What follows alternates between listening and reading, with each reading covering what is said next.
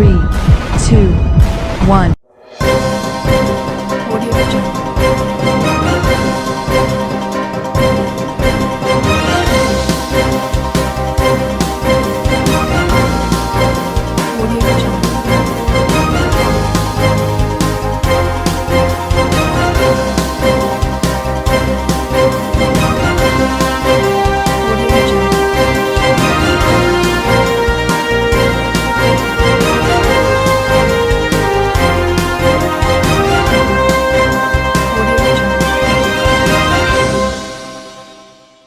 नमस्कार, मैं हूं नरेश राघानी और आप देख रहे हैं हॉराइजन न्यूज।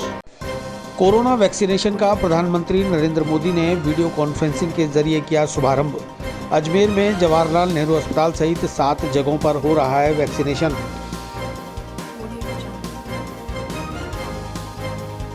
अजमेर में बेकरी के बादशाह रियल बेकर्स, जहां आपको मिलेंगे best quality eggless cakes, pastries और सभी तरह के कन्फेक्शनरी आइटम्स।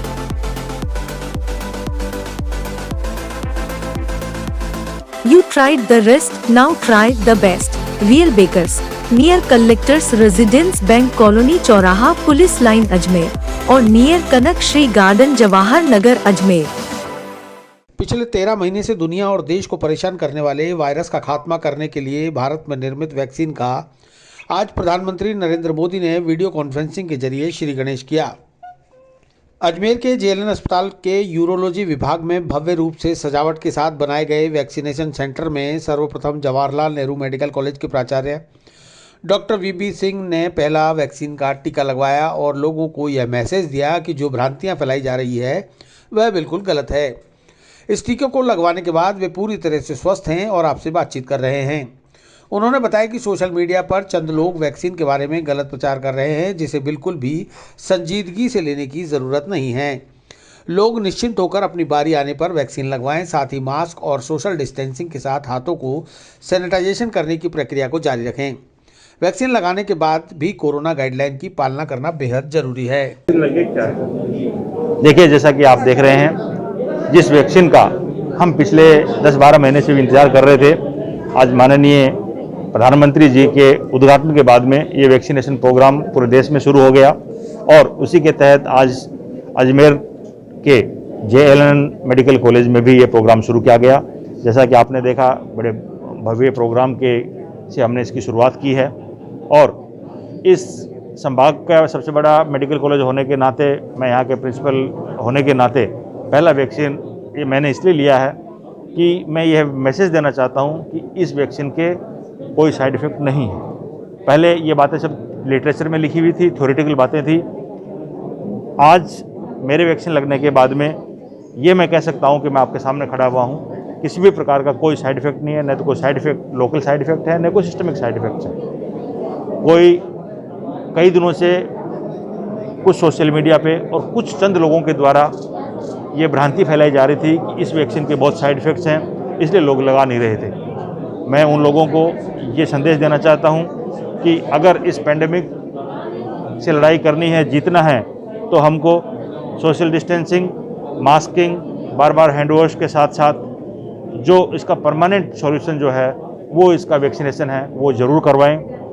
राज्य सरकार के निर्देशानुसार, इंडिकेशन के हिसाब से और अवेलेबिलिटी के हिसाब से जिसको जब जब हमारे वैक्सीनेटर टीम के द्वारा बुलाया जाएगा ज़रूर लगवाएं।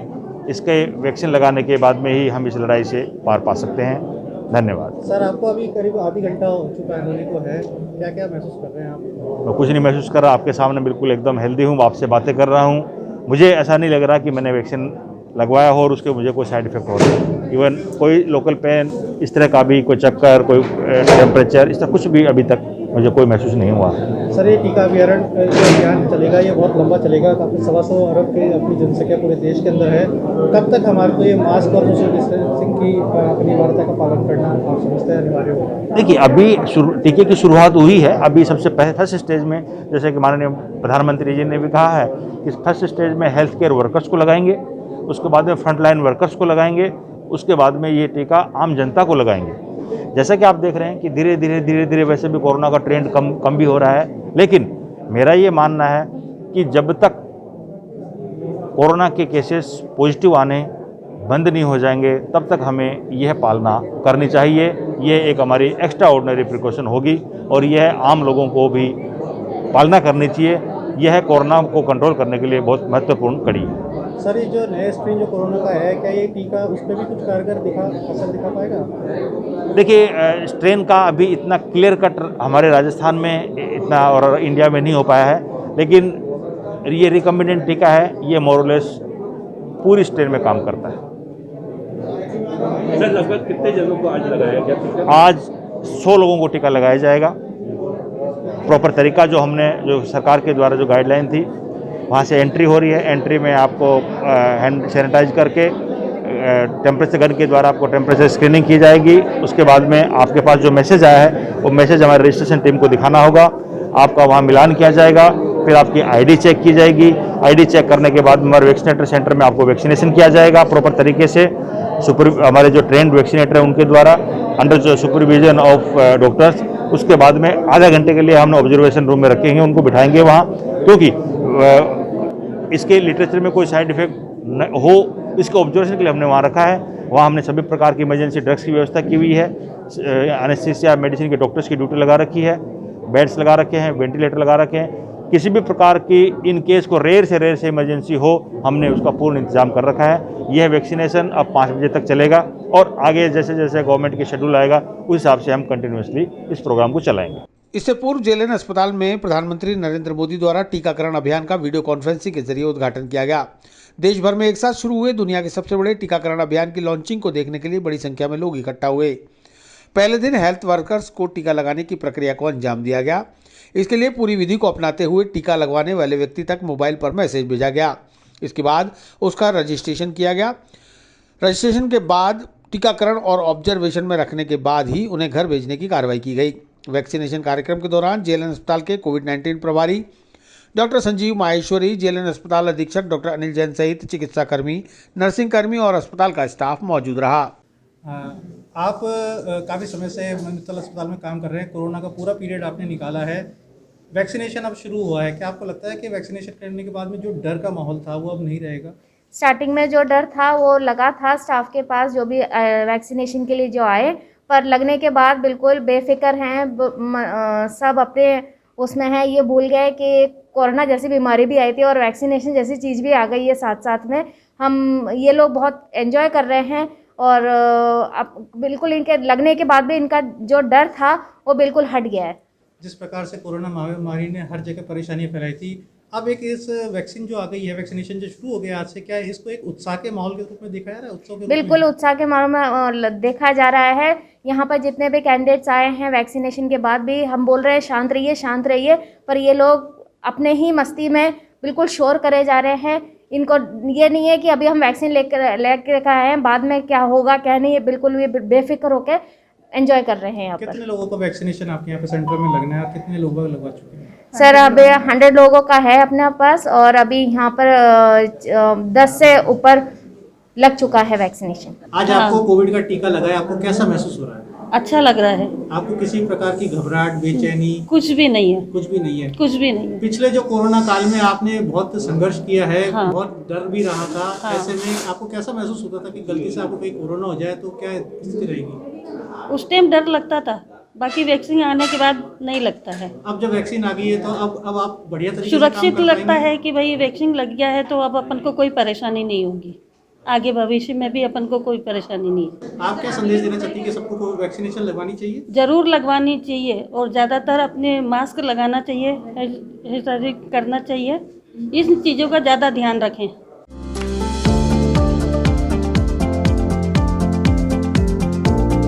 Mohan watch and mobile, Ajmer शहर में 4 प्रतिष्ठान, आपकी अपनी मोबाइल की दुकान।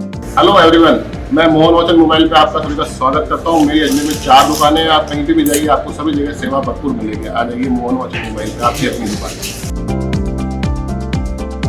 जहां आपको मिलेंगे हर ब्रांड के लेटेस्ट मोबाइल और एसेसरीज, वो भी सबसे कम और किफायती दरों पर। Mohan watch and mobile, Kachahri road, Nasirabad road, Vaishali Nagar और station road, Ajmer.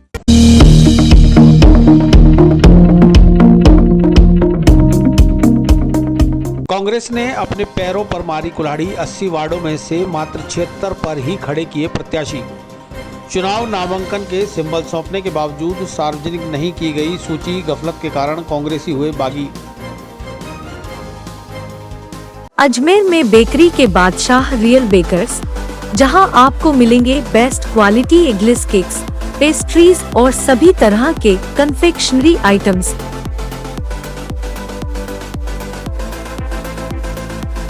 You tried the rest, now try the best. Real Bakers, near Collectors Residence Bank Colony चौराहा पुलिस लाइन अजमेर और नियर कनक श्री गार्डन जवाहर नगर अजमेर। नामांकन भरने के दूसरे दिन दोनों ही राजनीतिक दलों के उम्मीदवारों ने दिखाए बगावती तेवर, खोलकर चुनाव मैदान में उतर गए बागी। कांग्रेस के कर्मठ कार्यकर्ताओं ने निर्दलीय ताल ठोककर कांग्रेस को आईना दिखाने की दी चेतावनी।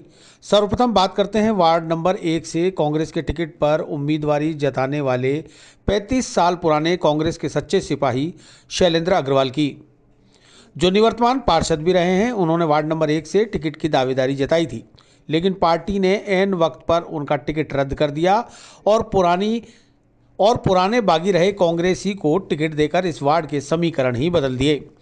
शैलेंद्र अग्रवाल ने अपने आक्रोश का इजहार करते हुए कहा कि वह वार्ड नंबर 1, 2 और 3 के अंदर निर्दलीय प्रत्याशी खड़े करेंगे और इस बार ना तो भाजपा और ना ही कांग्रेस बोर्ड बना पाएगी, बोर्ड निर्दलीय बनाएंगे। मानते हो कि कांग्रेस ने क्यों नहीं टिकट दिया? आप इतने सालों से कांग्रेस की दरिया उठा रहे हो। नहीं, दरिया तो अब मैं उठा दूंगा कांग्रेस के नेताओं की। देखिए, जो नगर निगम के चुनाव होने वाले हैं 28 तारीख को, वार्ड नंबर 1 से मैंने कांग्रेस उम्मीदवार के रूप में नामांकन दाखिल किया था, पार्टी में भी आवेदन किया था।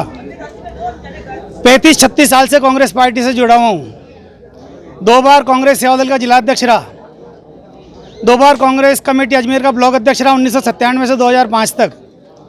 2012 से 2018 तक कांग्रेस सेवा दल का प्रदेश संगठन मंत्री और प्रदेश संगठक रहा। 1995 में कांग्रेस पार्टी का पार्षद रहा वार्ड नंबर 15 से, क्योंकि उस समय मेरा निवास वहीं था। पार्टी के साथ साथ कई सामाजिक संगठनों से भी जुड़ा हुआ हूँ। 2015 में कांग्रेस पार्टी से मैं चुनाव लड़ा वार्ड नंबर 1 से, और कांग्रेस एक बागी उम्मीदवार खड़ा हो गया था बनवारी लाल शर्मा, उसकी वजह से मात्र 56 वोटों से मैं चुनाव हार गया था। इस बार भी मैं लगातार 5 साल तक मैं अपने वार्ड में लगा रहा, वहाँ की समस्याओं के लिए संघर्ष करता रहा, और पार्टी में भी लगातार हर कार्यक्रम में, हर मीटिंगों में आता जाता रहा, हर आंदोलन में पार्टी के साथ कंधे से कंधा मिलाकर संघर्ष करता रहा। और उसका परिणाम यह निकला कि पार्टी ने मेरा वार्ड पार्षद का एक छोटा सा टिकट, 35 साल की सेवा करने के बाद तो एक पार्षद का टिकट भी नहीं दिया। हम 4 जने वहाँ से टिकट मांग रहे थे वार्ड नंबर 1 से कांग्रेस का। हम 5 जने मांग रहे थे, बनवारी जी समेत 5 जने मांग रहे थे। 5 में से हम 4 जनों ने 3 दिन पहले कांग्रेस कमेटी के अध्यक्ष विजय जैन को, और जब हमारे पर्यवेक्षक आए थे उनको लिखित में दिया था कि क्योंकि बनवारी लाल शर्मा पिछली बार बगावत करके खुद भी आ रहा और पार्टी को भी हराया, तो ऐसे व्यक्ति के नाम पर पार्टी को विचार नहीं करना चाहिए। और जो हम चारों में से जिसको भी आप पार्टी टिकट दे देगी, मैं नहीं कहता हूँ कि मुझे शैलेंद्र अग्रवाल को दो, या शब्बीर खान चीता को दो, या ओम प्रकाश मंडावरा को, या हरिक प्रसाद जी दिवाकर को दो, किसी को दो। हम चारों में से जिसको पार्टी टिकट दे देगी, हम निश्चित रूप से उस वार्ड से कांग्रेस को जिता कर लाएंगे। और यदि बनवारी लाल शर्मा को टिकट दिया तो हम सब मिलकर उसका विरोध करेंगे, क्योंकि उसने पिछली बार पार्टी की बगावत की। बड़ी दुर्भाग्यपूर्ण स्थिति है। मेरा सीधा आरोप है कि भारतीय जनता पार्टी का जो हमारे वार्ड का उम्मीदवार है, क्योंकि पुराने कांग्रेसी नेता हैं वो, उनने और कांग्रेसी नेताओं से उनके संबंध हैं, तो अपने संबंधों को अपने संबंधों का फायदा उठाते हुए भारतीय जनता पार्टी के नेताओं ने और कांग्रेस के नेताओं ने मिलीभगत करके मुझ जैसे जमीन से जुड़े हुए कार्यकर्ता का टिकट काट दिया और भारतीय जनता पार्टी को जिताने का वहाँ रास्ता साफ कर दिया। पर इनको ये पता नहीं कि मैं भी 35 साल में कुछ ना कुछ तो राजनीति सीखा ही हूँ। मुझे मालूम था कि मेरे साथ मिलीभगत करके कुछ भी कर सकते हैं, तो मैंने कल पार्टी के साथ साथ निर्दलीय के रूप में भी नामांकन दाखिल किया था, और आज मेरी वो संभावना सच साबित हुई। आज मुझे मालूम पड़ा कि पार्टी ने मेरा टिकट ऐन मौके पर काट दिया। परसों आप लोगों ने सोशल मीडिया पर चलाया था, सब जगह चला था कि वार्ड नंबर 1 से शैलेंद्र अग्रवाल उम्मीदवार हो सकते हैं, परंतु बड़ी दुर्भाग्यपूर्ण स्थिति है कि उस व्यक्ति को टिकट दिया गया जिसने पिछले चुनाव में पार्टी से बगावत की। मैंने खुला विरोध किया है, मैंने आरोप लगाया पार्टी के ऊपर और पार्टी के नेताओं के ऊपर कि जो कांग्रेस पार्टी का अजमेर में वजूद था धीरे धीरे खत्म होता जा रहा है। उसके पीछे अजमेर के जो वर्तमान नेता हैं, ये कार्यकर्ताओं की उपेक्षा, अपने चमचों को और जो इनके जी हजूरी करने वाले हैं उन लोगों को पार्टी के सिंबल दिए गए। आखिर मैं पूछना चाहता हूँ पार्टी के अध्यक्ष जी से और पार्टी के नेताओं से कि मुझ में क्या कमी दिखी उनको, तो मुझ जैसे कार्यकर्ता का टिकट काट दिया। परंतु और मैं ये भी कहना चाहता हूँ कि वर्तमान में जो सब जगह चुनाव हो रहे हैं निकायों के, वहाँ पर कांग्रेस के बोर्ड बन रहे हैं और अजमेर में भी निश्चित रूप से कांग्रेस का बोर्ड बनने वाला था। परंतु जिस तरह से मिलीभगत करके कांग्रेस के नेताओं ने कांग्रेस के कार्यकर्ताओं के साथ कुठाराघात किया है, भारतीय जनता पार्टी के साथ मिलीभगत करी है, तो निश्चित रूप से मेरा चैलेंज है कि अजमेर में न तो कांग्रेस का बोर्ड बनेगा और न भारतीय जनता पार्टी का बोर्ड बनेगा। अजमेर में निर्दलीय पार्षदों का बोर्ड बनेगा। और मेरा चैलेंज है कि मैं 3 वार्ड की तो अभी घोषणा करता हूँ। वार्ड नंबर 1, 2 और 3 तीनों वार्ड से 3 वार्डों से मुझे 3 वार्ड का ज्ञान मालूम है, मेरे आसपास के वार्ड नंबर 1, 2 और 3 तीनों वार्ड से निर्दलीय प्रत्याशी जीत कर आएंगे और हम निर्दलियों का बोर्ड बनाएंगे। क्या मानते हो पैसों की भी डिमांड? नहीं, पैसों का मेरे नहीं, तो पैसों की मुझे कोई जानकारी हुई होगी, लेकिन मेरी जानकारी में नहीं, इसलिए मैं ऐसा कुछ नहीं कहता। लेकिन इनकी साठगांठ हुई है भारतीय जनता पार्टी की और कांग्रेस। तू मेरे आदमी के सामने हल्का उम्मीदवार उतार और मैं तेरे आदमी के सामने हल्का उम्मीदवार उतारूंगा, ये साठगांठ हुई है इनकी। विजय जैन जी ने क्या करा ऐसा? कुछ विजय जैन जी ने करा जो, क्योंकि वो तो जाने वाले हैं, उनको पद से हटा ही दिया गया है। अब नया अध्यक्ष उनकी जगह आने वाला है, तो जाते जाते कांग्रेस डुबो रहे हैं। आप क्या मानते हैं कि जो कार्यकर्ता है, कर्मठ कार्यकर्ता, उनकी उपेक्षा हो रही है? बिल्कुल हुई है ना, उपेक्षा हुई है ना। मैं 35 साल से काम कर रहा हूँ, मुझे जैसे कार्यकर्ता एक पार्षद का टिकट नहीं दिया तो और इससे ज्यादा उपेक्षा क्या होगी। इसी तरह वार्ड 35 से कांग्रेस से टिकट मांग रहे पूर्व पार्षद चंदन सिंह ने भी कांग्रेस से बगावत करते हुए निर्दलीय चुनाव लड़ने का फैसला कर लिया। चंदन सिंह ने कांग्रेस पार्टी पर कई तरह के आरोप लगाते हुए अपनी पीड़ा व्यक्त की। वहाँ पर पार्षद होते हुए आपने काम कराए वहाँ पर, तो क्या वजह रही? देखो, वजह तो मेरे को अभी स्पष्ट मालूम नहीं पड़ी है, लेकिन जो अजमेर के जो निवर्तमान शहर अध्यक्ष है विजय जैन जी, ये इनका सारा खेल है। ये चाहते हैं, जो बीजेपी कहती है कि कांग्रेस मुक्त भारत, वो इसको सफल बनाने में लगे हैं। और ऐसे कार्यकर्ता जो कांग्रेस से बिल्कुल जमीनी जुड़े थे, बिल्कुल हर पार्टी की रीति नीति उसके अनुसार चलते थे, पार्टी के हर काम, धरना प्रदर्शन, रैलियां, उसमें सक्सेस होते थे, पार्टी का मनोबल बढ़ाते थे। लेकिन इन लोगों ने उनको रेस्पॉन्स नहीं देकर, जो घर बैठे लोग हैं जिन्होंने पार्टी का विरोध काम किया, मैं मेरे वार्ड में ही बोलता हूँ, मेरे वार्ड में पिछले बार जो बीजेपी का काम किया लोगों ने, उन्हीं को ही टिकट दिया गया है। तो ये एक बहुत बड़ी विडम्बना है कांग्रेस पार्टी की कि जो वास्तविक कार्यकर्ता होता है उसको ना देकर एक ऊपर से थोप दिया जाता है। जो आज जो स्थिति हुई है, जो अन्य शहरों में हुई है कि निर्दलियों द्वारा बोर्ड बनाया गया, वही स्थिति अजमेर में आएगी। और हम सभी लोग जो मतलब पक्के कांग्रेस से भक्त थे, कांग्रेस की रैलियां, धरने प्रदर्शन हर चीज में गए, और फिर भी इन्होंने हमारे साथ ऐसा किया, तो इसका खामियाजा तो पार्टी को भुगतना पड़ेगा। देखो, पार्टी पैसे ले रही है, दे रही है, इसका मेरे को अभी तक ऐसा कोई मालूम नहीं पड़ता है। हो सकता है ये सब कुछ हो भी सकता है, लेकिन मैं इसके बारे में नो कमेंट से। अच्छा, तो पहले आप कितने वोटों से आप वहाँ पर जीते थे? देखो, ऐसा है, पिछले बार भी मेरे को, जो मैं बता रहा हूँ, कांग्रेस के ही लोग थे मेरे वार्ड में। आधी डीसीसी रहती है, वो मेरा विरोध करके रही थी, फिर भी मैं 834 वोट से जीता था। परंतु फिर मैं अभी निर्दलीय वापस फॉर्म भरूंगा, मतलब फॉर्म भर चुका हूँ, और फिर निर्दलीय लड़ूंगा। जो भी होगा वो देख लेंगे, कोई भी आता है, कोई भी जाता है। पब्लिक ही है जो मतलब जिताती है, हराती है, तो पब्लिक अपने साथ है।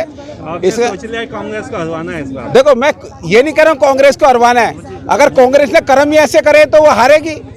भाई, कर्म अच्छे करते तो कांग्रेस जीतती, यही मेरा सोचना है, और क्या बता सकता हूँ आपको। कांग्रेस से वार्ड 42 से टिकट मांग रहे काजल ईश्वर राजौरिया, जो कि NSUI यूथ कांग्रेस और जिला कांग्रेस में कई पदों पर कार्य कर चुके हैं, ने भी साफ तौर पर कहा कि इस बार निगम चुनाव में कांग्रेस को मुंह की खानी पड़ेगी। कांग्रेस हारेगी सिर्फ अपने कर्मों की वजह से। उन्होंने कांग्रेस को चेतावनी देते हुए कहा कि वार्ड 43, 48 और 49 में वे निर्दलीय प्रत्याशियों को खड़ा करेंगे और वह जीत कर दिखाएंगे। इस वार्ड में ना तो कांग्रेस और ना ही बीजेपी जीत पाएगी। देखिए, मेरा नाम काजल ईश्वर राजौरिया है। मैंने वार्ड नंबर 43 से कांग्रेस का सिंबल मांगा था। पिछले 12 वर्षों से कांग्रेस संगठन की सेवा में हम लोग लगे हैं। NSUI यूथ कांग्रेस से विभिन्न पदों पर रहा हूँ। वर्तमान में अजमेर शहर का जिले का उपाध्यक्ष हूँ। उसके बावजूद भी हमारी मेहनत को नकारा गया है। ये जो संगठन का बर्ताव रहा है वो बिल्कुल गलत है, निंदनीय है। इसकी हम निंदा भी करते हैं। साथ ही संगठन को ये चेतावनी भी देते हैं कि जो अजमेर का युवा है, जो एक पिछले कई वर्षों से कांग्रेस का साथ दे रहा था, इस आगामी नगर निगम के चुनावों में इस बार ये बता देगा कि युवाओं के दम पर ही कांग्रेस थी और कांग्रेस को मुंह की खानी पड़ेगी। जैसा कि बड़े भाई शैलेंद्र अग्रवाल जी ने अभी कुछ समय पहले बताया कि 3 वार्ड उनके तो नॉलेज में है जहां पर निर्दलीय उम्मीदवार जीतेंगे। इसी तरह से मेरे भी आसपास की जो 3 से 4 वार्ड है, क्योंकि हम लोग युवा हैं, युवाओं को एकजुट रखते हैं, एक चेन बनी होती है, उस पूरी चेन में ये सिंबल जाएगा कि इस बार कांग्रेस और बीजेपी दोनों को निपटाना है। ये खुले शब्दों में चेतावनी दे रहा हूं और ये बता भी रहा हूं आम जनता को कि जिस तरह से कार्यकर्ताओं की अनदेखी होती है, कार्यकर्ता पार्टी को फर्श से अर्श तक लेकर जाता है और उसके बावजूद भी पार्टी का तरफ से कार्यकर्ता को नकार दिया जाता है। तो मैं बताना चाहता हूं वार्ड नंबर 43, वार्ड नंबर 48 और वार्ड नंबर 49, ये जो आसपास के हमारे क्षेत्र हैं, इन सभी में बिल्कुल निर्दलीय उम्मीदवार को जिताएंगे और हम सब सारे निर्दलीय एक साथ मिलकर एक दूसरे की मदद करेंगे कि किस तरह से उस निर्दलीय प्रत्याशी को जिताया जाए। आपका समर्थन करते हैं। कांग्रेस के दक्षिण विधानसभा से काफी युवा साथी, बुजुर्ग, महिलाएं, कांग्रेस के लोग टिकट मांग रहे थे, लेकिन एक तरफा नजरअंदाज किया है उनको और करीब करीब 20 से 25 लोगों को, जो जुझारू कार्यकर्ता थे, कर्मठ थे, जो कांग्रेस पार्टी के लिए सेवा दे रहे थे, उन लोगों के टिकट काटना दुर्भाग्यपूर्ण है। ये बात पायलट साहब और गहलोत साहब तक जानी चाहिए, साथ ही राहुल गांधी तक भी ये बात जानी चाहिए कि अगर इसी तरह से आपकी पार्टी के अंदर धनबल, बाहुबल चलता रहा तो एक दिन ऐसा आएगा जो बीजेपी कहती है ना कि कांग्रेस का सुपड़ा साफ, तो वो सच हो जाएगा। कांग्रेस मुक्त भारत जो ये कहना चाह रहे हैं ना, वो सच हो जाएगा। राहुल जी, राहुल गांधी जी, सोनिया गांधी जी, आपको इस और ध्यान देना चाहिए कि जिस तरह से ये जो नौकरशाही बड़े नेताओं में चल रही है वो खत्म हो। ईश्वर राजौरिया, इस्तीफा दे दो। बिल्कुल मैं अपने पद से इस्तीफा देता हूँ। मेरा जो उपाध्यक्ष, शहर उपाध्यक्ष का यूथ कांग्रेस का पद है, उससे इस्तीफा दे रहा हूँ। मेरी पत्नी चुनाव लड़ेगी, काजल यादव, महासचिव है अजमेर शहर की, उन्होंने भी अपना इस्तीफा सौंप दिया है आला कमान को। ऐसा नहीं कि बगावत सिर्फ कांग्रेस में ही दिखाई दे रही है, भाजपा में भी बगावत करने वालों की कोई कमी नहीं है। अपना टिकट ऐन वक्त पर कट जाने से नाराज वार्ड 45 की दावेदार कुसुम राठौड़ ने आरोप लगाया है कि बीती रात तक उनका टिकट फाइनल था, सिंबल भी अलॉट था, लेकिन रात को फोन आया जिसमें पैसों की डिमांड की गई और उसके बाद ही टिकट काट दिया गया। किसी बाहरी उम्मीदवार मनीषा कुमारी को टिकट दे दिया गया, जबकि वे स्थानीय हैं और जनरल भी। बताइए।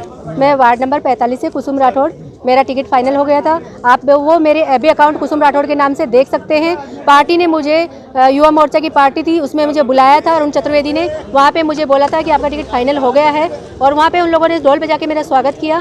रात को 10:30-11 बजे मेरे पास पार्टी कार्यकर्ताओं का फ़ोन आता है और वहाँ बोल दिया जाता है कि भाई अगर पार्टी में रहना है तो पैसा खर्च करना पड़ता है, 15 पेटी अगर आपके पास है तो आप हाजिर हो जाओ और इलेक्शन लड़ो। तो मैंने बोला आप कौन, तो नाम किसी ने बताया नहीं, फ़ोन कट हो गया। उसके बाद में न्यूज़ में आता है कि मेरे वार्ड का जो टिकट था अदर वार्ड के कोई मनीषा कुमारी है उनको दे दिया गया है, जबकि मैं खुद वार्ड की थी और जनरल हूँ मैं, मेरा टिकट बनता है और मेरा बन गया। उसके बाद में ऐसा हुआ कि अदर वार्ड के व्यक्ति को दे दिया गया है। आपने 15 लाख रुपए नहीं दिए तो इसलिए आपका टिकट हाँ, किसी का फ़ोन आया मेरे पास में कि आप इतना खर्च करो और इतना दे रहे हो तो फिर आप पार्टी में आ जाइए। तो मैं 15 लाख अगर उनको क्यों दूंगी, मैं मेरे वार्ड पे खर्च करूंगी ना, उनको क्यों दूंगी। और मेरा टिकट हो चुका था। अरुण चतुर्वेदी ने खुद मुझे मीटिंग में बुलाया, वहाँ डॉक्टर साहब भी थे, संपत साकला जी भी थे, बहुत सारे थे, भागीरथ चौधरी जी भी थे, उनको मैंने ज्वाइन किया मीटिंग और आप मेरी फेसबुक पे देख सकते हो। कांग्रेस की हालत का अंदाजा इस बात से लगाया जा सकता है कि कांग्रेस ने गफलत में या कहें जानबूझकर मुस्लिम बाहुल्य इलाकों में उम्मीदवार तक घोषित नहीं किए। कांग्रेस ने वार्ड नंबर 11, 12 और 13 में प्रत्याशी घोषित नहीं किए और ना ही सिंबल दिए। वहीं वार्ड नंबर 29 में कांग्रेस चुनाव से पहले ही सीट गंवा बैठी और भाजपा की झोली में वार्ड नंबर 29 की सीट को डाल दिया। यहां कांग्रेस ने प्रत्याशी खड़ा ही नहीं किया। 80 वार्डों में से 76 वार्डों में प्रत्याशी और सिंबल घोषित करने की बात कांग्रेस कह रही है, लेकिन नामांकन भरने के दूसरे दिन शाम तक भी आधिकारिक लिस्ट को सार्वजनिक नहीं किया गया, जिसके चलते नामांकन भरने वाले प्रत्याशियों में भी संशय की स्थिति बनी रही। वहीं दरगाह, 2.5 दिन का झोंपड़ा और आसपास के इलाकों में कांग्रेस के खिलाफ ब्लैक डे मनाते हुए पोस्टर लगा दिए गए। मुस्लिम बाहुल्य इलाकों में कांग्रेस के खिलाफ नाराजगी है। शामिर खान ने बताया कि मुसलमानों को कांग्रेस सदा से वोट बैंक समझती है, जबकि मुसलमानों ने कभी भी दूसरे किसी पार्टी को अपना राजनीतिक दल नहीं माना, सिर्फ कांग्रेस को ही वोट देते रहे, लेकिन कांग्रेस उन्हें सिर्फ अपना वोट बैंक ही समझती रही। ऐसे में पार्टी को अब उसका खामियाजा भुगतना पड़ेगा। मैं शामिर खान, वार्ड नंबर 11 और 12 में रहता हूँ।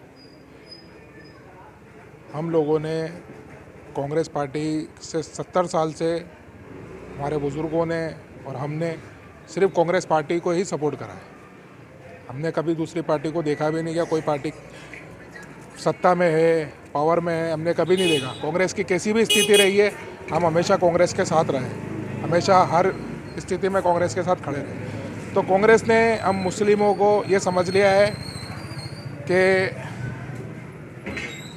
हम सिर्फ और सिर्फ वोट बैंक है, हमारी कोई वक़्त नहीं, कोई वैल्यू नहीं कांग्रेस की नज़र में। कांग्रेस के लीडरों ने आज हमारे 3 वोट 11, 12 और 13 तीनों वोटों में बोल दिया जो जीते वो हमारे पास आ जाओ। सिर्फ इसके अलावा कांग्रेस की और कोई सोच नहीं है। वो सिर्फ इतना सोचती है कि हमारे लिए मुस्लिम सिर्फ वोट बैंक है, जो जीतेगा हमारे पास आ जाए। आप किसी भी पार्टी के किसी भी बंदे को, किसी भी, आज 10 जने मांगते हैं टिकट, आप एक को दो, हम नहीं बोलते कि हमें दो या किसी और को दो, आप टिकट दो, लेकिन दो तो सही। आपने ये क्या करा कि आप किसी को टिकट ही नहीं दे रहे हो। तो हम कांग्रेस का बहिष्कार करते हैं, हम कांग्रेस के साथ कभी नहीं खड़े होंगे। अब हम चुनाव निर्दलीय लड़ेंगे, हमारे जो भी बंदे हैं, जितने भी बंदे हैं उनको चुनाव लड़ाएंगे। तो कांग्रेस टिकट ही नहीं दे रही है हमारे को, कोई सिंबल ही नहीं दिया किसी भी बंदे को, 3 वार्डों को खाली छोड़ दिया। कांग्रेस भोली एरिया थे, ये सिंबल ही नहीं दे रही है, तो ब्लैक डे ही है हमारे लिए। तो आज हमारा 11, 12 वार्ड नंबर 11, 12 और 13 3 वार्डों। ये हमारा पूरा दरगाह क्षेत्र का एरिया, डाइडिंग का झोपड़े का एरिया, दरगाह का एरिया है, पूरा मुस्लिम बहुली एरिया है ये। इसी तरह पलटन बाजार निवासी मनोज कुमार सागर ने रिटर्निंग अधिकारी के समक्ष आपत्ति दर्ज कराते हुए निगम में वार्ड नंबर 13 से चुनाव प्रत्याशी अब्दुल हमीद खान का नामांकन रद्द करने की अपील की। मनोज कुमार सागर के वकील मोहम्मद अयूब ने बताया कि अब्दुल हमीद के 1995 के बाद तीसरी संतान पैदा हुई है, जिसका उल्लेख उन्होंने नामांकन भरते समय नहीं किया, जो कि विधि विरुद्ध है। उनके खिलाफ कार्रवाई करते हुए उनका नामांकन रद्द किया जाए। अब ये क्या मामला है? मेरे क्लाइंट मनोज कुमार सागर ने मुझे बताया कि एक 13 नंबर वार्ड से अब्दुल हमीद नाम के व्यक्ति ने एक चुनाव पर्चा भरा है, जिसके 3 संतान होते हुए 1995 के बाद में भी 3 संतान होते हुए भी उसने पर्चा भर दिया है, जो विधि के विरुद्ध है। उसकी शिकायत हमने रिटर्निंग अधिकारी वार्ड संख्या 11 से 30 के उनको दी थी, परंतु उन्होंने कार्रवाई करने से मना कर दिया। बोला कि आपका टाइम निकल चुका है, आप सिविल कोर्ट जाइए।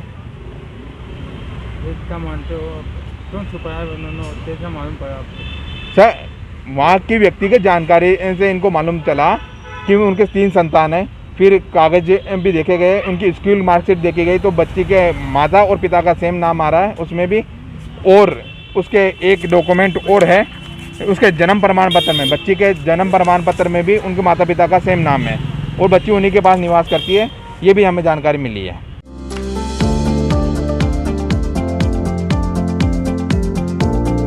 Mohan watch and mobile, Ajmer शहर में 4 प्रतिष्ठान, आपकी अपनी मोबाइल की दुकान। हेलो एवरीवन, मैं मोहन वॉच एंड मोबाइल पे आपका सभी का स्वागत करता हूँ। मेरी अजमेर में 4 दुकानें हैं, आप कहीं पे भी जाइए आपको सभी जगह सेवा भरपूर मिलेगी। आ जाइए मोहन वॉच एंड मोबाइल पे, आपकी अपनी दुकान, जहां आपको मिलेंगे हर ब्रांड के लेटेस्ट मोबाइल और एसेसरीज, वो भी सबसे कम और किफायती दरों पर। Mohan watch and mobile, Kachahri road, Nasirabad road, Vaishali Nagar और स्टेशन रोड, अजमेर।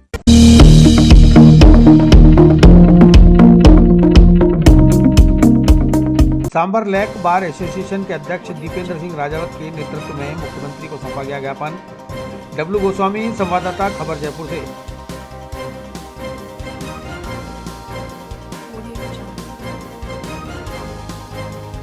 अजमेर में बेकरी के बादशाह रियल बेकर्स, जहां आपको मिलेंगे best quality eggless cakes, pastries और सभी तरह के कन्फेक्शनरी आइटम्स।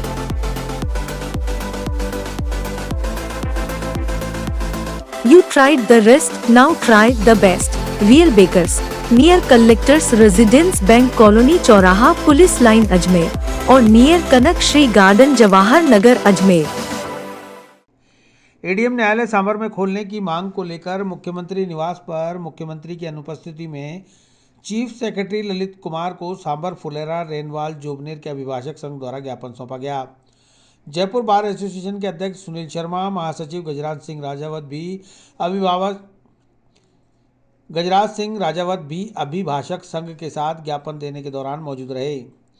पत्रकार डब्ल्यू गोस्वामी को सुनील शर्मा ने बताया कि एडीएम कार्यालय सांभर में होना एकदम सही है, क्योंकि आसपास 4 नगर पालिका और 3 पंचायत समितियां लगती हैं, जिसमें लोगों को न्याय मिलने में देरी हो सकती है। इन लोगों को दूदू जाना महंगा पड़ता है, क्योंकि दूदू से गांव के आने जाने का कोई साधन भी नहीं है। दूदू जाने के लिए गरीब परिवार के पास इतना साधन नहीं। जयपुर सांभर के मध्य 70 किलोमीटर की दूरी है, जिसमें आसानी से साधन भी मिल जाते हैं। ज्ञापन देने के दौरान अभिभाषक संघ के रेनवाल अध्यक्ष जयंत चौधरी, झाबरमल चौधरी, शमीमुल हक, शिवराज सिंह राठौड़, विजय प्रजापत, रतन चौधरी, नितेश जांगीड़, योगेश शुक्ला, युवराज माथुर, सुरेश शर्मा, अवधेश पारिक आदि मौजूद रहे। बताइए आप। सर, माननीय राजस्थान सरकार ने अभी कुछ 7 दिन पूर्व हमारे यहाँ जो एडीएम कोर्ट जयपुर में चल रही थी, नई एडीएम कोर्ट दूदू खोल दी है, जिसका क्षेत्राधिकार चाकसू, फागी, कोट खावदा, सांभर, रेनवाल, फुलेरा, उनका सारा क्षेत्राधिकार दूदू को दे दिया। जबकि दूदू के लिए चाकसू, फागी और कोट खावदा से डायरेक्ट कोई साधन नहीं है, घूम फिर के जाना पड़ता है। माननीय राजस्थान सरकार ने चाकसू और कोट खावदा को कैंसिल कर दिया, जयपुर में मर्ज कर दिया।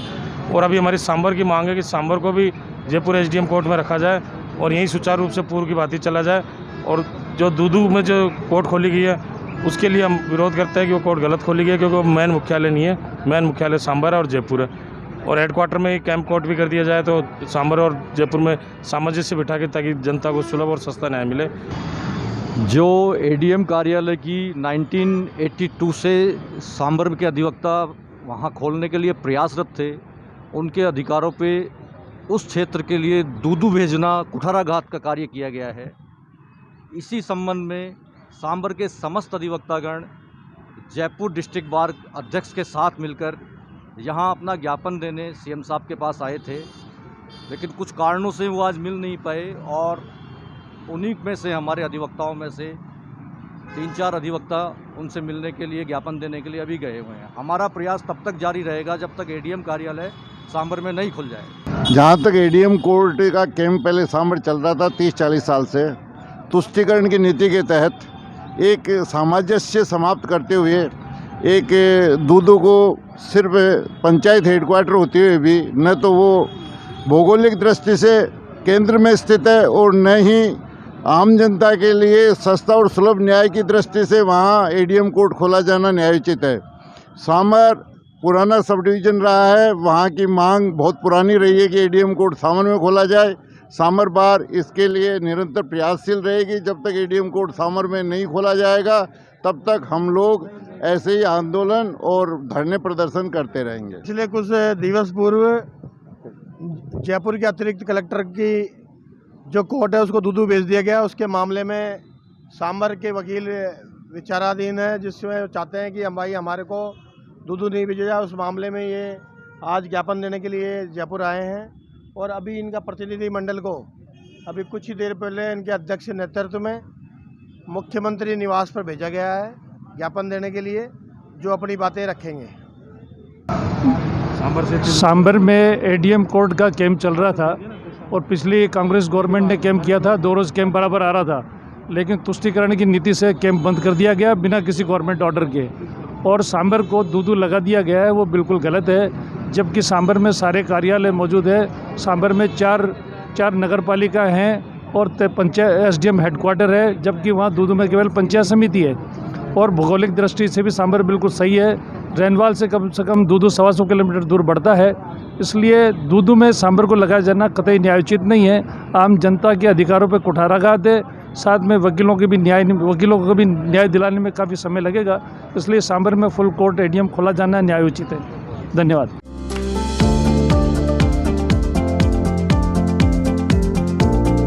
Mohan watch and mobile, Ajmer शहर में 4 प्रतिष्ठान, आपकी अपनी मोबाइल की दुकान। हेलो एवरीवन, मैं मोहन वॉच एंड मोबाइल पे आपका सभी का स्वागत करता हूँ। मेरी अजमेर में 4 दुकानें हैं, आप कहीं भी जाइए आपको सभी जगह सेवा भरपूर मिलेगी। आ जाइए मोहन वॉच एंड मोबाइल पे, आपकी अपनी दुकान, जहां आपको मिलेंगे हर ब्रांड के लेटेस्ट मोबाइल और एसेसरीज, वो भी सबसे कम और किफायती दरों पर। Mohan watch and mobile Kachahri road, Nasirabad road, Vaishali Nagar और स्टेशन रोड अजमेर।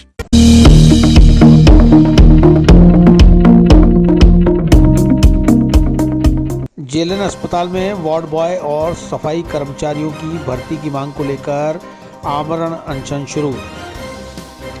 मांग पूरी नहीं होने तक जारी रहेगा आमरण अनशन। अजमेर में बेकरी के बादशाह रियल बेकर्स, जहां आपको मिलेंगे best quality eggless cakes, pastries और सभी तरह के कन्फेक्शनरी आइटम्स।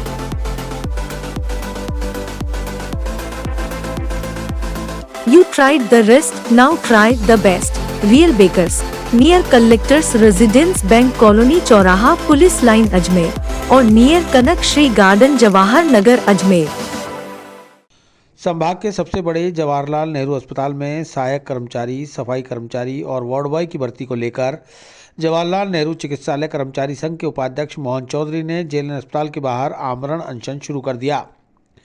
वहीं कर्मचारियों ने अस्पताल के आपातकालीन गेट पर नारेबाजी करते हुए 2 घंटे कार्य का बहिष्कार किया। जेएलएन कर्मचारी संघ के उपाध्यक्ष मोहन चौधरी ने बताया कि पिछले 4 महीने से अस्पताल में वार्ड बॉय और सफाई कर्मचारियों की मांग को लेकर 2 घंटे कार्य का बहिष्कार, धरना प्रदर्शन और आमरण अनशन किया था। उस वक्त जेएलएन मेडिकल कॉलेज प्राचार्य और अस्पताल अधीक्षक ने लिखित में आश्वासन दिया था कि 50 वार्ड बॉय और 50 सफाई कर्मचारियों की भर्ती तत्काल कर दी जाएगी, लेकिन आज 4 माह बाद भी स्थिति जस की तस है। वर्तमान कर्मचारियों पर काम का अतिरिक्त बोझ लाद दिया गया है, जबकि उन्हें मानदेय भी मात्र 5,000 रुपये ही दिया जा रहा है। कर्मचारी संघ की मांग है कि वर्तमान में जेएलएन अस्पताल के विस्तार के बाद यहां 500 वार्ड बॉय और सफाई कर्मचारियों की आवश्यकता है, जिनकी भर्ती किया जाना बेहद जरूरी है, लेकिन अस्पताल प्रशासन अपनी हठधर्मिता के चलते मांगों पर गौर नहीं कर रहा। अस्पताल में नर्सिंग कर्मी तो 2,500 हैं, लेकिन वार्ड बॉय और सफाई कर्मचारी इनके अनुपात में सिर्फ 100 ही हैं, जिससे अस्पताल की व्यवस्थाएं चरमराई हुई है। अस्पताल की सभी लिफ्ट खराब पड़ी हैं, रैंप टूटे पड़े हैं। ऐसे हालातों में आने वाले मरीजों को उनके परिजन खुद ही ट्रॉली खींचकर वार्डों में ले जाते हैं, जबकि ये काम वार्ड बॉय द्वारा किया जाता है। वहीं अस्पताल में सफाई नहीं होती क्योंकि यहाँ सफाई कर्मचारी पर्याप्त मात्रा में नहीं हैं। मोहन चौधरी ने चेतावनी दी है कि मांगों के पूरा नहीं होने तक आमरण अनशन जारी रहेगा। इस बार चाहे जान निकल जाए, वे अनशन नहीं तोड़ेंगे। भाई अनशन में वास्ते बैठे हैं कि हमारे 100 आदमी आज 4 महीना पहले संभाग आयुक्त और कलेक्टर यहाँ से बात हो गई, एमआरएस की मीटिंग में पूरा फाइनल हो गया कि 100 आदमी सुविधा पर रखेंगे। आज तक नहीं रखा है। डीपीसी 1996 के बाद में नहीं हुई है।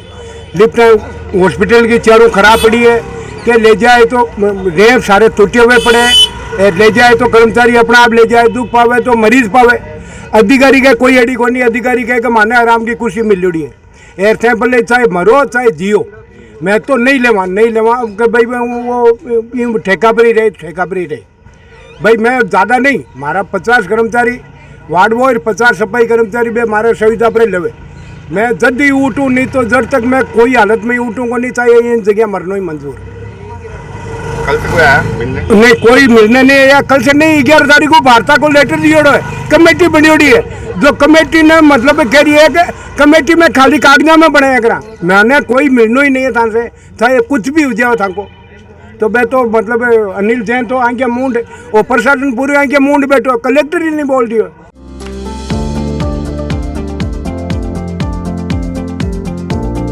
Mohan watch and mobile Ajmer शहर में 4 प्रतिष्ठान, आपकी अपनी मोबाइल की दुकान। हेलो एवरीवन, मैं मोहन वॉच एंड मोबाइल पे आपका सभी का स्वागत करता हूँ। मेरी अजमेर में 4 दुकानें हैं। आप कहीं पे भी जाइए, आपको सभी जगह सेवा भरपूर मिलेगी। आ जाइए मोहन वॉच एंड मोबाइल पे, आपकी अपनी दुकान, जहां आपको मिलेंगे हर ब्रांड के लेटेस्ट मोबाइल और एसेसरीज, वो भी सबसे कम और किफायती दरों पर। Mohan watch and mobile Kachahri road, Nasirabad road, Vaishali Nagar और station road Ajmer.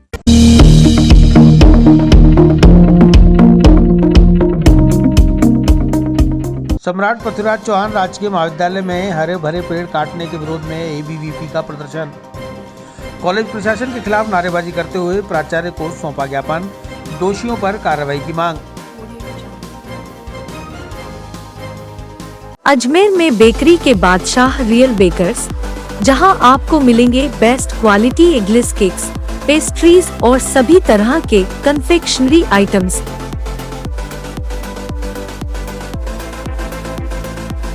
You tried the rest, now try the best. Real Bakers, near Collectors Residence Bank Colony चौराहा पुलिस लाइन अजमेर और नियर कनक श्री गार्डन जवाहर नगर अजमेर। अखिल भारतीय विद्यार्थी परिषद SFD के छात्रों द्वारा शनिवार को सम्राट पृथ्वीराज चौहान राजकीय महाविद्यालय प्राचार्य को ज्ञापन सौंपकर महाविद्यालय प्रांगण में लगे बरसों पुराने हरे भरे पेड़ों को काटने वाले दोषियों के खिलाफ कड़ी कार्रवाई करने की मांग की गई। अखिल भारतीय विद्यार्थी परिषद के छात्र नारेबाजी करते हुए प्राचार्य कक्ष के सामने धरने पर बैठ गए और देर तक जमकर नारेबाजी करते रहे। इसके बाद ABVP के महानगर मंत्री विकास गौरा के नेतृत्व में छात्रों ने कॉलेज प्राचार्य दीपक मेहरा को ज्ञापन देकर 5 दिन में दोषियों पर कार्रवाई करने की मांग की। ABVP छात्रों ने चेतावनी दी कि यदि 5 दिन में दोषियों पर कार्रवाई नहीं हुई तो उग्र आंदोलन किया जाएगा। गौरा ने बताया कि एक तरफ महाविद्यालय में लगे दशकों पुराने पेड़ों को काटकर बेचा जा रहा है, जबकि दूसरी तरफ राज्य और केंद्र सरकार वृक्षारोपण अभियान चला रही है। महाविद्यालय प्रशासन बिना अनुमति और NOC के हरे पेड़ों को काटने में लगा है, जो कि अपराध है। हाँ विकास जी, किस संदर्भ में आज क्या ज्ञापन दिया और क्या मांगे? आज हमने गत 2 दिवसीय कॉलेज के अंदर हरे पेड़ों को, बड़े बड़े जो पुराने पेड़ हैं उनको काटा जा रहा है, तो आज हमने SFD के माध्यम से प्राचार्य महोदय को ज्ञापन दिया है कि जो पेड़ है उनको जो गलत तरीके से काटा जा रहा है, जबकि किसी भी पेड़ को काटने के लिए पूर्व NOC या कॉलेज आयुक्तालय की अनुमति जरूरी है, पर इनके पास किसी प्रकार की न अनुमति है न वो NOC है और ज़बरदस्ती पेड़ों को काटा जा रहा है। जो एक तरफ राज्य सरकार, केंद्र सरकार पेड़ वृक्षारोपण अभियान करती है, दूसरी तरफ कॉलेज प्रशासन लापरवाही करके इस तरीके से पेड़ों को काट रहा है, जो गलत है, निंदनीय है। और SFD अजमेर महानगर इस चीज़ का विरोध करता है और 5 दिन में अगर दोषियों पर कार्रवाई नहीं हुई तो हम उग्र आंदोलन करेंगे। अभी क्या करा आपने? आज हमने सामान्य हमारे जो भी इकाई के आधार पे ज्ञापन दिया, प्राचार्य महोदय ज्ञापन दिया और पौधे भेंट करके, सांकेतिक रूप से पौधे भेंट करके हमने इनको संदेश दिया है कि आप तो लापरवाही करके पेड़ पौधों को उखाड़ रहे हो, पर हमारी तरफ से आपको भेंट है कि इन पेड़ों को लगाओ और जो उखाड़े उन पौधों की जगह इन पेड़ों को लगाया जाए। कितने पेड़ काटे गए? कम से कम 8 से 10 पेड़ों को इन्होंने, बड़े बड़े पेड़ों को काट दिया है। क्या कारण बता रहे हैं? कारण कह रहे हैं कि करंट आ रहा है, हाईटेंशन लाइन, जबकि किसी भी प्रकार की वहाँ से न कोई लाइन गुजर रही है न कुछ गुजर रहा। कह रहे हैं ग्राउंड, दूसरा कारण दिया कि ग्राउंड के लिए घास उगाने के लिए, परंतु जो सारे पेड़ लगे हुए किनारों पे लगे हुए हैं, ग्राउंड में कहीं दिक्कत नहीं आती। इन्होंने लकड़ी को, ऐसा सुनने आया कि लकड़ी को इन्होंने सब उसकी बेच दी है, तो इसकी जाँच की मांग की हमने।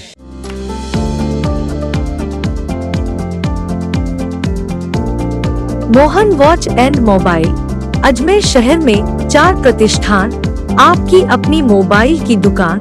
हेलो एवरीवन, मैं मोहन वॉच एंड मोबाइल पे आपका सभी का स्वागत करता हूँ। मेरी अजमेर में 4 दुकानें हैं, आप कहीं पे भी जाइए आपको सभी जगह सेवा भरपूर मिलेगी। आ जाइए मोहन वॉच एंड मोबाइल पे, आपकी अपनी दुकान,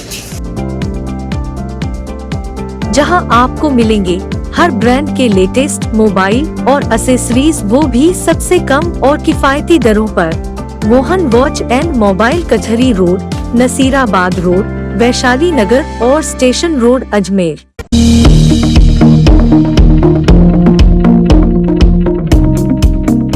क्लॉक टावर थाना पुलिस की बड़ी कार्यवाही, आदतन बदमाश को अवैध कटार सहित पकड़ा। पकड़े गए आरोपी के खिलाफ पूर्व में भी दर्ज है 6 मुकदमे।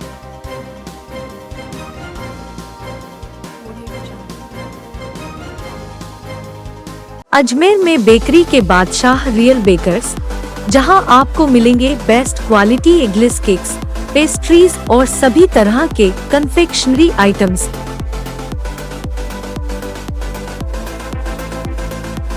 You tried the rest, now try the best. Real Bakers, near Collectors Residence Bank Colony चौराहा पुलिस लाइन अजमेर और नियर कनक Shri garden Jawahar Nagar Ajmer. Clock tower थाना प्रभारी दिनेश कुमावत ने बताया कि पुलिस अधीक्षक जगदीश चंद्र शर्मा, अतिरिक्त पुलिस अधीक्षक सीताराम प्रजापत और पुलिस उप अधीक्षक मुकेश सोनी के निर्देशन में चलाए जा रहे अवैध गतिविधियों पर अंकुश लगाने के अभियान के तहत थाना अधिकारी क्लॉक टावर के सुपरविजन में head constable Rajulal, constable Narsi Singh, Ratan Singh आदि के नेतृत्व में एक टीम गठित की गई, जिसने मिली सूचना के आधार पर क्लॉक टावर थाना क्षेत्र में अपराध की नीयत से घूम रहे संजय पलासिया नाम के अभियुक्त को गिरफ्तार किया है।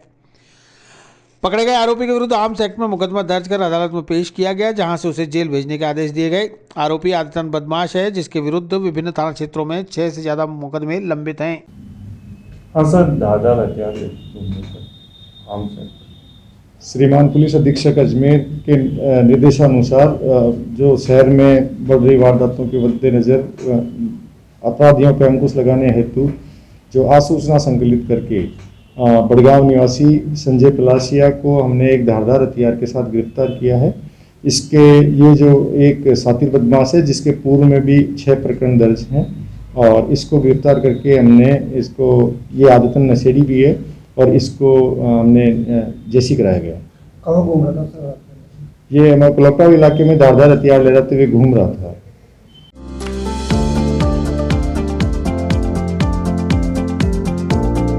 Mohan watch and mobile Ajmer शहर में 4 प्रतिष्ठान, आपकी अपनी मोबाइल की दुकान।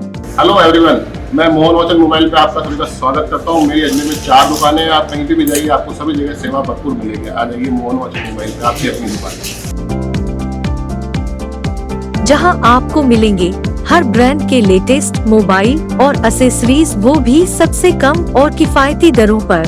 Mohan watch and mobile Kachahri road, Nasirabad road, Vaishali Nagar और स्टेशन रोड अजमेर।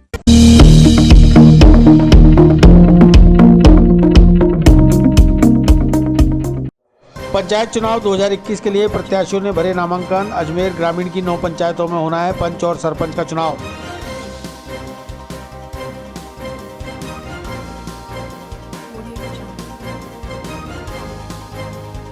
अजमेर में बेकरी के बादशाह रियल बेकर्स, जहां आपको मिलेंगे best quality eggless cakes, pastries और सभी तरह के कन्फेक्शनरी आइटम्स।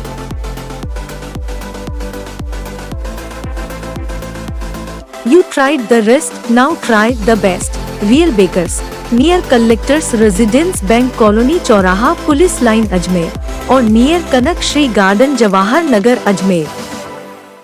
अजमेर ग्रामीण की 9 पंचायत समितियों में पंच और सरपंच के चुनाव होने हैं, जिसके लिए शनिवार को नामांकन प्रक्रिया संपन्न कराई गई। हाथीखेड़ा, सेंदरिया, कायड़, नारेली, घूगरा, माकड़वाली, तबीजी, दोराई और सोमलपुर से बड़ी संख्या में पंच और सरपंच प्रत्याशी ढोल ढमाकों और डीजे की धुन पर अपने समर्थकों की भारी भीड़ के साथ नामांकन दाखिल करने पहुंचे।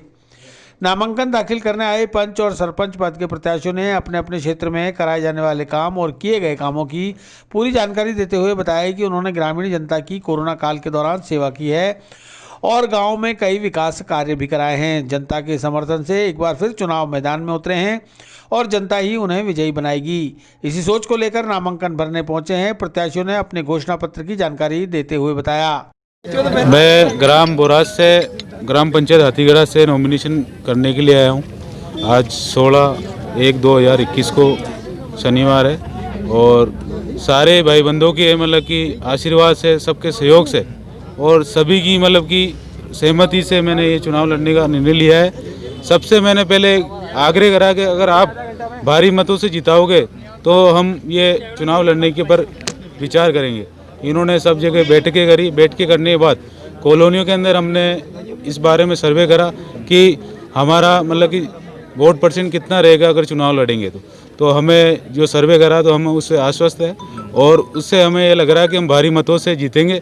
और जो लॉकडाउन में हमने जो सेवा करी, हमने जगह घर घर जाके जो राशन सामग्री वो जो हमने बांटी और पिछले कार्यकाल जो मैं पूर्व पंचायत समिति सदस्य था इसी क्षेत्र से, बोराज काजीपुरा से, तो हमने वहाँ पे जो जितना हमारी सरकार और जो विधायक महोदय से जो जितनी मतलब की सहायता मिली और एमपी और सांसद से जो भी हमें सहायता मिली और करीब 15 से 16 करोड़ के आसपास का विकास कार्य हुआ, जो कीर्ति नगर से लेके और ये अपने काजूपुरा तक। हाथीखेड़ा ग्राम पंचायत से मैं दावेदारी करना चाह रहा हूँ। सरपंच पद के लिए मैं उम्मीदवार है अपनी पूरी, और जनता की जो सेवा करने का मेरे को अवसर मिला था। पिछले 5 साल वार्ड पंच रहा हूँ, मैं उप सरपंच भी रहा हूँ। मेरा पूरा जनता का सहयोग मेरे साथ में, जनता पूरी जुड़ी हुई है, दिल से लोग मेरे साथ जुड़े हुए हैं। ज़्यादा से ज़्यादा लोगों की मैं सरपंच पद या उम्मीदवार खरा उतरूँगा उनके उम्मीदों पर। मेरी पूरी आशा है कि जनता का जितना प्यार मिल रहा है मुझे, उससे ज़्यादा मुझे प्यार मिले, आप जनता का आशीर्वाद मिले। मैं जनता से अपील करना चाहता हूँ कि मुझे ज़्यादा से ज़्यादा भारी मतों से वोट दें और मुझे विजय बनाए। मैं आपके छोटी बहन को, मेरी बहन जितना बहन को समझता हूँ उतनी उसको समझूंगा, मेरी माँ को जितना मानता हूँ उसको माँ को समझूंगा, उनकी माँ को जितनी मदद होगी मैं उतनी उससे ज़्यादा से ज़्यादा मदद करूंगा। चुनाव का रिजल्ट कुछ भी हो, मैं जनता के लिए पहले भी खड़ा था, आज भी खड़ा हूँ। आधी रात को 24 घंटे मैं जनता की सेवा करने के लिए तैयार हूँ। हाथीगढ़ा से, ग्राम हाथीगढ़ा का निवासी हूँ और सरपंच पद उम्मीदवार के लिए मैं आज नामांकन करने आया हूँ। मेरा नाम भोम सिंह रावत है। सर, अगर आप यहाँ से जीतते हैं तो अपने विकास कार्य के लिए अपने क्षेत्र में क्या क्या कार्य करना चाहिए? अगर जीतते नहीं है, पूरी पक्की जीत है, इसमें कोई दोहराई है नहीं, क्योंकि जिस प्रकार से मेरे को समर्थन मिल रहा है तीनों चारों गाँव से, कॉलोनियों से, तो जीत पक्की, इसमें तो घबराने की बात ही नहीं है सर। और जीत आपकी होगी, हमारी होगी, ठीक है ना। आपके चैनल के माध्यम से बताना चाहता हूँ कि गांव में बहुत ऐसे कार्य बाकी है, जिस उस कार्य को पूरा करने के लिए भोम सिंह रावत को समर्थन दिया, पूरे दोनों तीनों गांव में से, कॉलोनी से, पूरे पंचायत समिति क्षेत्र से। और सबसे प्रमुख जो कमी है हमारे गांव में, आबादी की भी है। आबादी के अलावा खेल मैदान है और नालियाँ, सड़कें, दुर्दशा हो रखी है सर, पूरी हर चीज़ें। तो ये पूरा गाँव का सर्वांगीण विकास, पूरी पंचायत समिति का सर्वांगीण विकास होगा, हमारे गाँव का ही नहीं होगा। सर, ये ग्राम पंचायत हाथीगढ़ा, पंचायत समिति अजमेर ग्रामीण की पंचायत है, ग्राम पंचायत हाथीगढ़ा। यहाँ से सरपंच पद हेतु आवेदन करवाया है मेरे थ्रू। समस्त क्षेत्रवासियों ने मिलकर मुझे सरपंच के लिए उपयुक्त माना। मैं बोराज बाटी की डांग निवासी, तो सभी क्षेत्रवासी, सभी कॉलोनी, बाटी की डांग, रावत नगर, गोटा कॉलोनी, चामुंडा कॉलोनी, बोराज गाँव और सभी क्षेत्र ने मिलकर मुझे खुद चुना है और सरपंच के लिए आवेदन करवाया। और ये क्षेत्रवासियों की जिम्मेदारी है कि वही जिता के लाएंगे।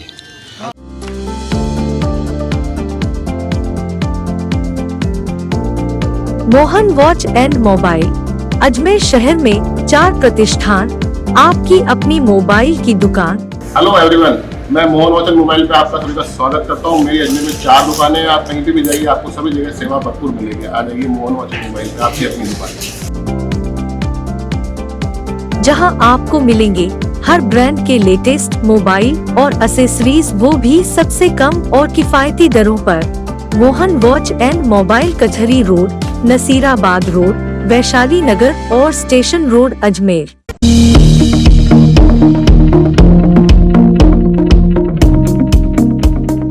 विस्तार से पढ़ने के लिए लॉगिन करें horizon.com, सच के साथ।